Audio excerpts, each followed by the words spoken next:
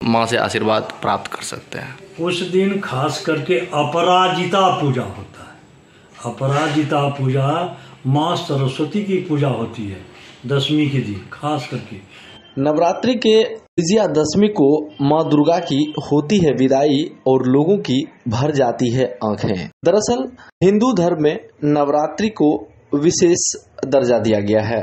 तो वहीं नवरात्रि में 9 दिनों तक लोग श्रद्धा और विश्वास से माँ दुर्गा की 9 अलग अलग स्वरूपों की पूजा करते हैं, जिससे लोगों को मनवांछित फल मिल पाता है। वहीं नवरात्रि में 9वीं के बाद 10वीं तिथि का विशेष महत्व दिया गया है। दरअसल इस दिन माँ दुर्गा का विसर्जन भी किया जाता है और इस दिन माँ दुर्गा मायके से अपने ससुराल को जाती हैं। इसलिए 10वीं तिथि को लोग माँ दुर्गा को दही चूड़ा का भोग अवश्य लगाते हैं। कहा जाता है कि विदाई के दौरान यात्रा के लिए शुभ हो, इसलिए दही और चूड़ा भोग लगाया जाता है।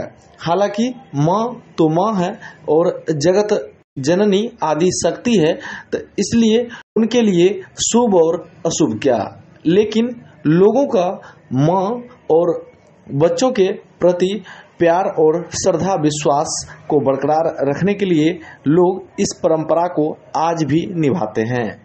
पंडित दयानाथ मिश्र कहते हैं कि 10वीं तिथि को खास तौर पर माँ सरस्वती की पूजा की जाती है, जिसे अपराजिता पूजा भी कहा जाता है।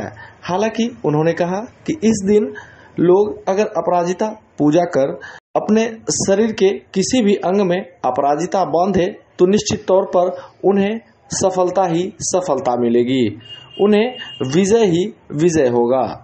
आगे सुने पंडित जी क्या कुछ कहते हैं। अच्छा बाबा, नवरात्रि के 10वीं का बहुत महत्व माना गया है। इस दिन माँ जाती हैं, यानी माँ का विसर्जन किया जाता है, तो किस तरह लोग इस दिन माँ से आशीर्वाद प्राप्त कर सकते हैं? उस दिन खास करके अपराजिता पूजा होता है। अपराजिता पूजा माँ सरस्वती की पूजा होती है 10वीं के दिन खास करके। वह सरस्वती जो दुर्गा जी के साथ में रहती है, उसकी पूजा विशेष रूप से अपराजिता से होता है। अपराजिता का लोग बांधते भी हैं बना करके, उसमें बहुत कुछ दिया जाता है।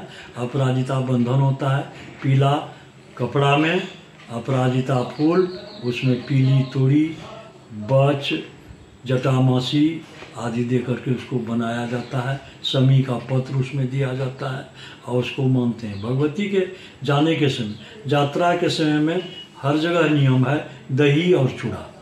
दही चूड़ा यात्रा के लिए प्रशस्त है, इसलिए माँ का विदाई उनको दही चूड़ा भोजन करा के मिठाई के साथ किया जाता है। अच्छा, कोई भी भक्त जैसे नवरात्रि 9 दिन करते हैं, लेकिन थोड़ी बहुत कम ज़्यादा वो पूजा पाठ करते हैं, लेकिन 10वीं के दिन माँ जाती है, ऐसे में वो किस तरह क्षमा प्रार्थी बन सकते हैं और माँ से आशीर्वाद पा सकते हैं?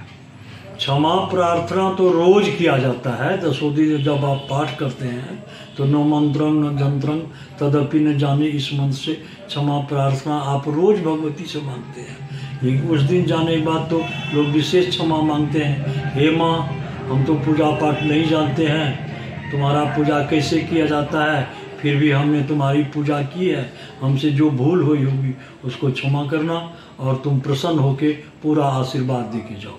यही लोग कामना करते हैं, यही मांगते हैं भगवती से। 10वीं का यही महत्व है।